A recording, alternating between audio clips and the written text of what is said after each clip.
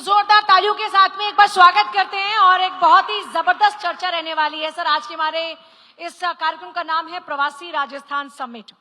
तो इतने सारे लोगों को आपने सुना, ये राजस्थान की माटी की खुशबू को आपने भी महसूस किया होगा इसी मंच से।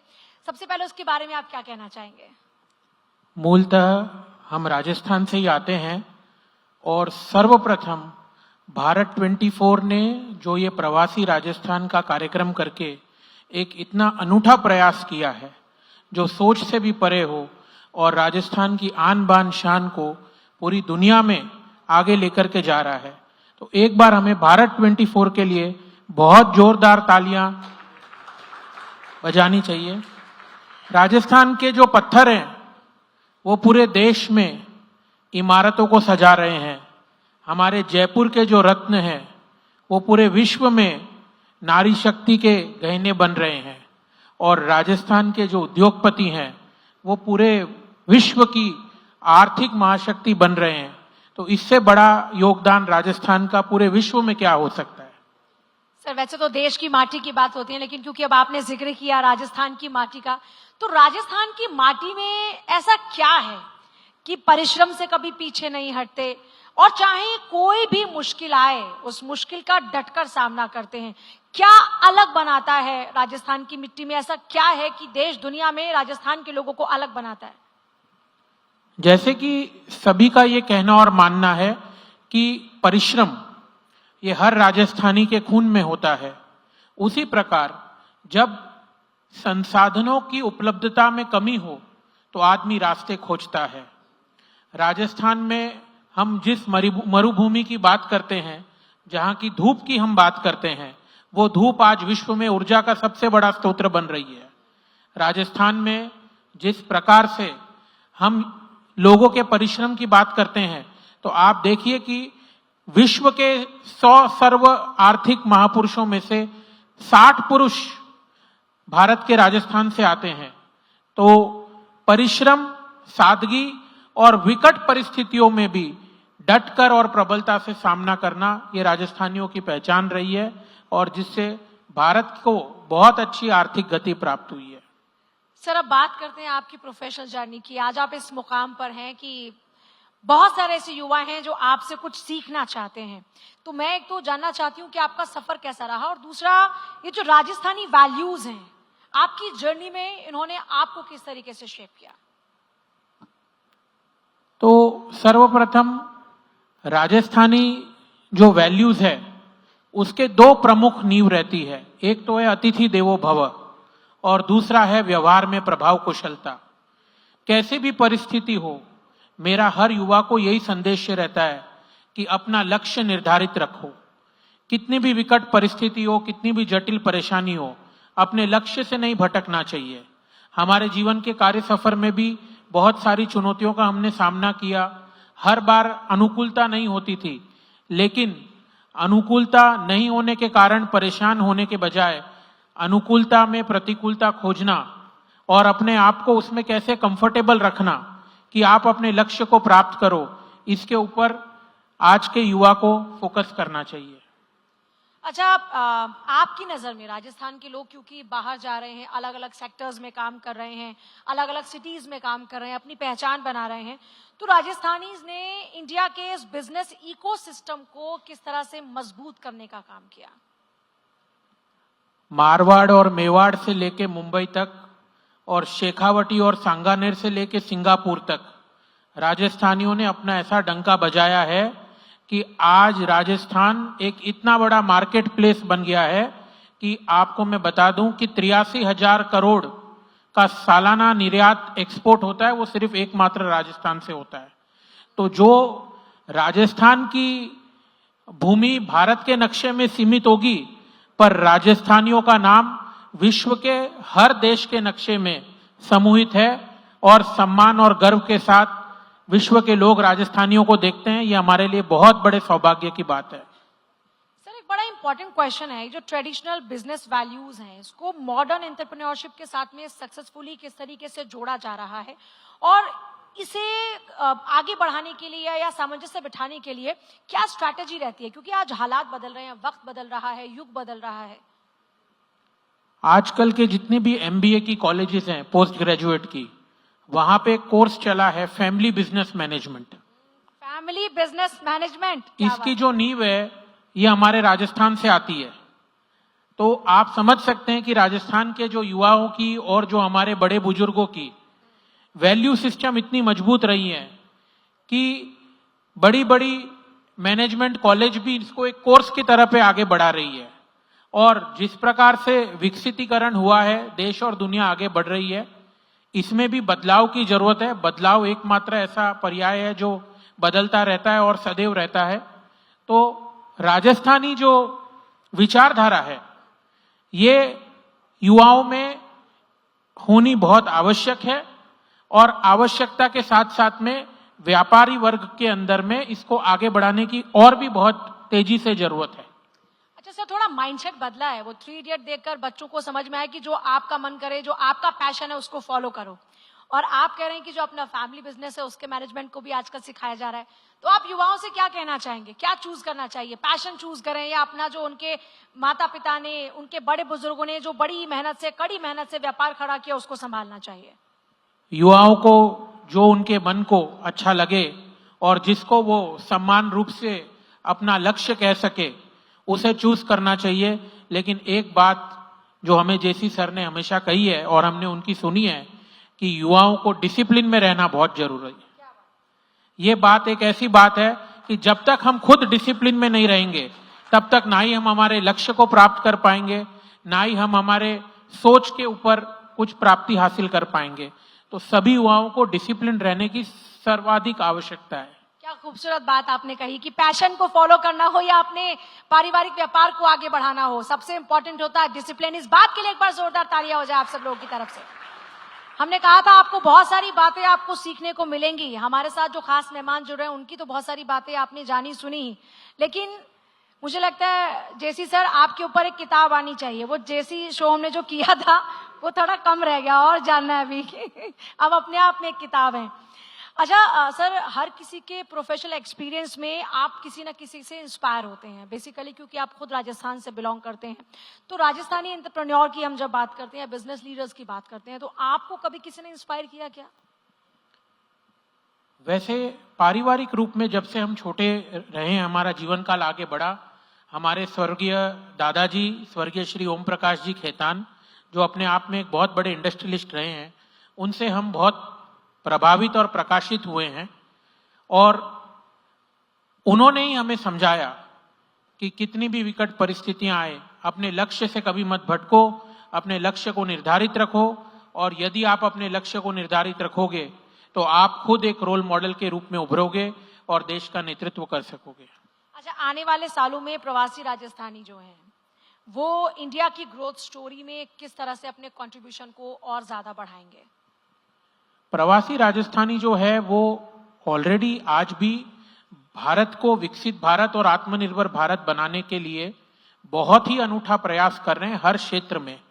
आगे जाकर के हमें ये देखना होगा कि भारत आज के दिन सबसे बड़ा युवा देश है, और ये जो युवा देश और युवा शक्ति है, इसमें राजस्थान का युवा और भारत का सभी युवा भारत को आत्मनिर्भर भारत 2047 से पूर्व भी जो हमारे परम आदरणीय प्रधानमंत्री का स्वप्न है वो साकार करने में पूरी दमखम लगा देगा और इसे अचीव करने में पूरा काम करेगा। इससे मैं पूरी तरीके से कन्विंस्ड हूं।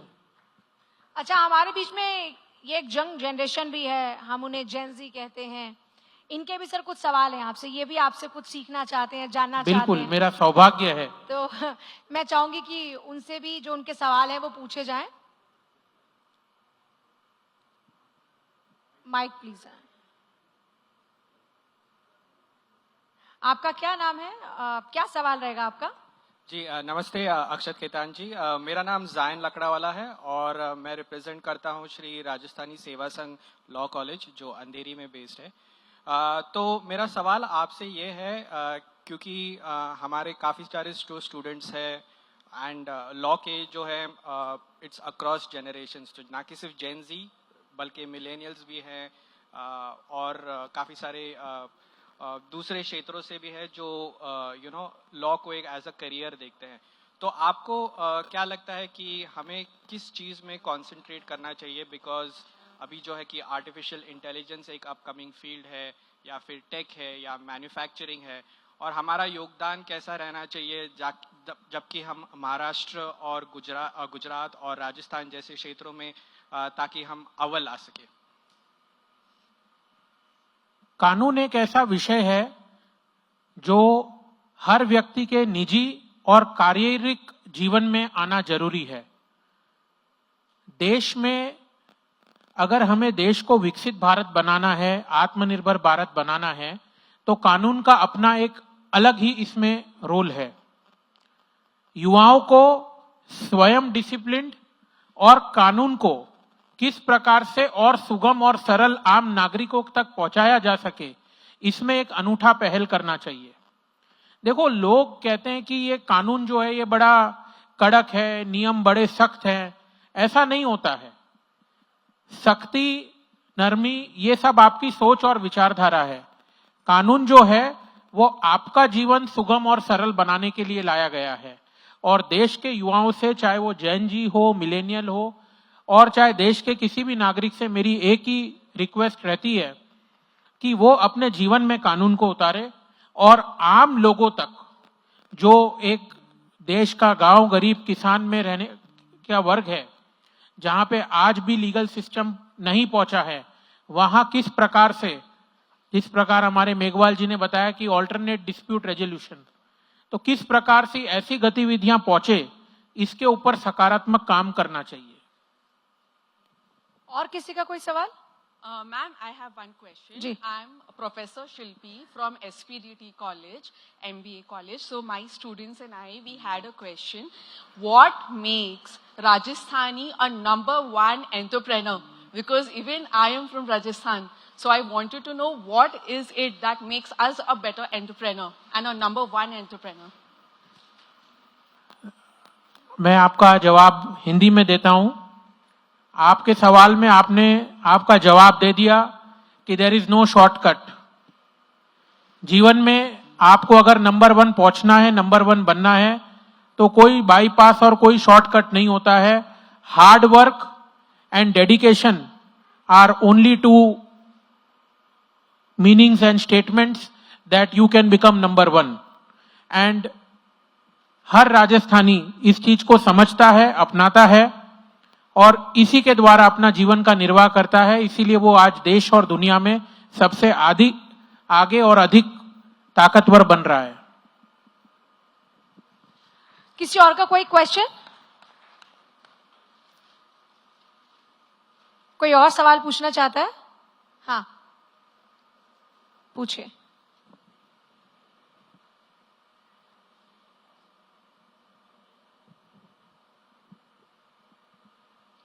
I am Sheikh Nargis from SRSS Law College. So I am a teacher. So I just want to ask, can AI replace the teacher? Because teachers are the nation's builder. ठीक है, तो teacher ये कि वो जो बच्चों को doctor, engineer, yes, तो AI is like updating technology which more of the students are using it now. So I just want to get the answer. Artificial intelligence जो है वो ease of living, ease of doing business और ease of thinking जरूर ला सकता है और लाएगा, परंतु हम सोचे कि AI can replace human mind, ये बिल्कुल ना कभी हुआ था, ना हुआ है, ना कभी होगा। जिस वक्त सॉफ्टवेयर आया, जिस वक्त Y2K का युग बना और अब सॉफ्टवेयर आ गया, उस वक्त सबने सोच लिया कि अभी तो कंप्यूटर आ गए हैं, अब नौकरियां खत्म हो जाएगी, अब लोगों को काम नहीं मिलेगा, अब सब कुछ एवरीथिंग विल बी रिप्लेस्ड। पर ऐसा हुआ नहीं। वैसे ही AI will definitely have significant interference and involvement in our life and career, but it cannot replace human mind.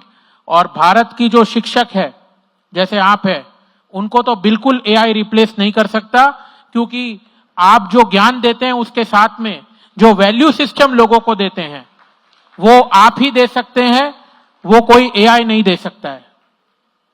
क्या बात है। मतलब ये समझने को मिलता है कि जिन भी लोगों को ये डर लगता है कि एआई ह्यूमंस को रिप्लेस कर सकता है, उनकी नौकरियों के लिए खतरा है, उनके भविष्य के लिए खतरा है, तो तकनीकी युग में तकनीक के साथ सामंजस्य स्थापित करके आप अपने आप को और ज्यादा सशक्त बना सकते हैं। बिल्कुल बिल्कुल। किसी का और कोई क्वेश्चन? किसी का है क्वेश्चन? कोई दिमाग में सवाल नहीं है किसी के? अच्छा, माइक अगर उधर है तो मैं जो युवा बैठे हैं उनसे ये जानना चाहती हूँ कि क्या सीखा आपने? आप में से कोई ये बताना चाहेगा आज क्या सीखा, आज क्या घर लेकर जा रहे हैं? इतना समय आप लोग यहाँ पर दे रहे हैं तो कुछ तो सीखा होगा। है किसी के पास कोई जवाब? नहीं है? चलिए, अच्छा है, हाँ माइक दीजिएगा please.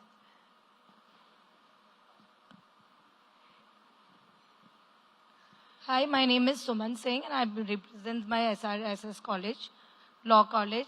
And from today's conference, we learned that no shortcut, as Sir said, and the earlier Sir said, we should respect everyone. These are the really thing that we should follow. I'm a millennial and I'm giving the message to the Gen Zs, everyone, ki we did that and you all have to do that. We really learned this thing from today's conference. And I'm really thankful from my college कि we have learned these all things. Thank you. Thank you so much sir. अच्छा, आज की generation थोड़ा जल्दी panic हो जाती है। कोई जैसे अगर मैं अपनी जनरेशन की बात करूं तो हमें सिखाया जाता था कि जब भी कोई परेशानी आए तो थोड़ा धैर्य रखना है। क्या आज की वो जनरेशन में आपको कहीं वो धैर्य की कमी नजर आती है क्या? या आपको लगता है कि आज वक्त की डिमांड ये है कि आपको एग्रेसिव होना है, आपको अपनी बात अपने एक्शन में वही एग्रेशन दिखाना है? जैसे जैसे पीढ़ियां आगे बढ़ रही है तो एज ऑफ टेक्नोलॉजी आ गई है। इस एज ऑफ टेक्नोलॉजी में दो चीजें बहुत ही लोगों में मिसिंग है। सबसे पहले पेशेंस और दूसरा है परिश्रम। Quick solution, easy target and fast money, ये तीन चीजों ने इस जनरेशन में छुपी हुई प्रतिभा जो है उसको दबा करके रख दिया है। तो पैनिक है ऐसा मैं नहीं कहूंगा, पर पेशेंस की कमी है और पेशेंस को इनकलकेट करना, धैर्य को इनकलकेट करना बहुत जरूरी है। और धैर्य रखना ये भी अपने आप में अपने आप को नंबर 1 बनाने के लिए एक कला है। इसको समझना ये हमारा जेनजी के लिए एक संदेश रहेगा। सर, राजस्थान की माटी से इन सभी लोगों को क्या सीखना चाहिए, क्या समझना चाहिए, जो आप अपने तजुर्बे से इनको बताना चाहते हैं, जो आपके संघर्षों से आप इनको समझाना चाहते हैं?